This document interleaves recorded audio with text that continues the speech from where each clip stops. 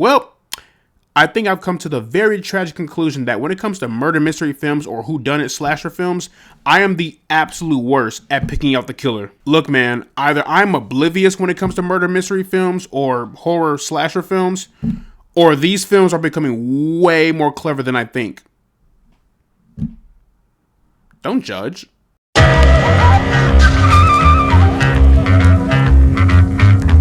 So Thanksgiving is a brand new horror slasher flick directed by Eli Roth, and it stars Nell Verlaque, Addison Rae, Jalen Thomas Brooks, and Patrick Dempsey. So the movie is about an axe-wielding maniac who is terrorizing the residents of Plymouth, Massachusetts after a Black Friday riot ends in tragedy. So with this being a horror film, there is obviously going to be a lot of bloody, disgusting kills, and I must say, they are quite gruesome. More gruesome than I originally anticipated. Then again, this is an Eli Roth film, so what did I expect? In my opinion, there are some very memorable and very cleverly executed kills in here.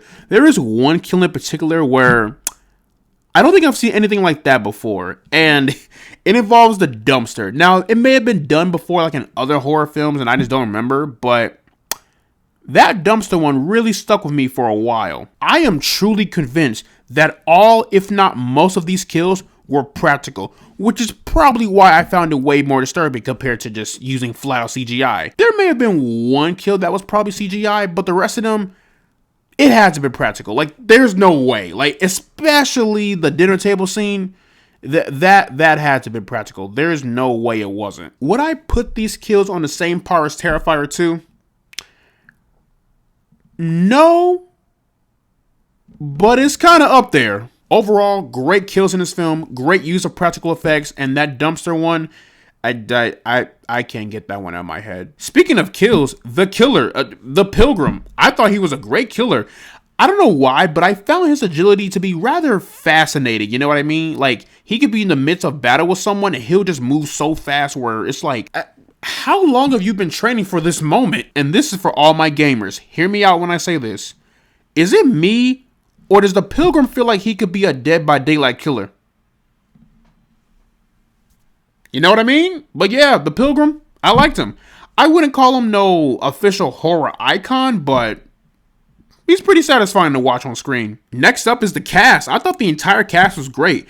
I don't think there were any big standout. Well, actually, you know what? There is one standout, but I can't say it because it is spoiler material. But as far as the entire cast overall, they were all great. They all knew what type of movie this was. They understood the assignment that was given to them, and they just delivered the best possible product. So hey, they all get an A in my book. Yes, the characters are stereotypical. I mean, it's a horror slasher film. What do you expect? For example, you have the jock asshole, you have the girlfriend of the jock asshole, you have the nerd, you have the sensible final girl, you know, all that good jazz. But the actors and the actresses, they knew what type of movie this was, and they delivered on it. This movie is only an hour and 50 minutes, which personally I thought that was a great runtime. I don't think this film could have been shorter, nor do I think it needed to be longer. I felt that the hour and 50 minute runtime was practically perfect, so no problems here with that. Now, as far as the problems that I had with this film,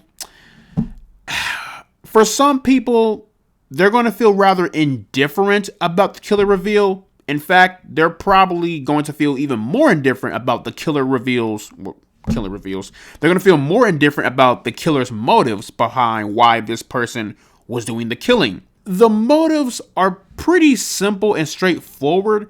It's not like no groundbreaking Martin Scorsese level plot or anything, but it's like it is simple. It is very simple. So don't expect anything too out of this world or extraordinary or anything like that. It's a very simple, straightforward motive. Now, going back to the actual killer reveal. So for some people, I feel like they're going to say it was pretty predictable and obvious from the jump. But for me, I'll say this. I didn't think it was this person, but really thinking about it, it kind of does make sense. If I had really, really paid attention, I probably could have figured it out from like the second act. But in the end, y'all, Thanksgiving, it's a fun time. And I certainly had a ball watching this. Great kills, cool killer, and just an hour and 50 minutes of just pure carnage and chaos. You can't beat that. Simple, yet effective. So, plugging Thanksgiving into the rank system, I am placing this one into the pass zone. But yeah, that is pretty much my review for Thanksgiving. Let me know down in the comment section below what you guys thought about Thanksgiving. Did you love it? Did you hate it? What's your favorite horror slasher film to watch during the holidays? Whatever you thought, let me know down in the comment section below. And as always, guys, leave a like and subscribe if you want to see more. And I will see you all in the next one. After working up the nerve, almost equal in size, I walked around with the iron for any wrinkle in time. I paid a piece of my mind for every nickel and dime, but never less than a 5 and never slept on the job. A killer crept on your squad, yet never left the garage, where your guide was close enough to see the flesh of his eyes. Get to the button and press, it's what the message advised. What's the threat behind the message where the testament lies?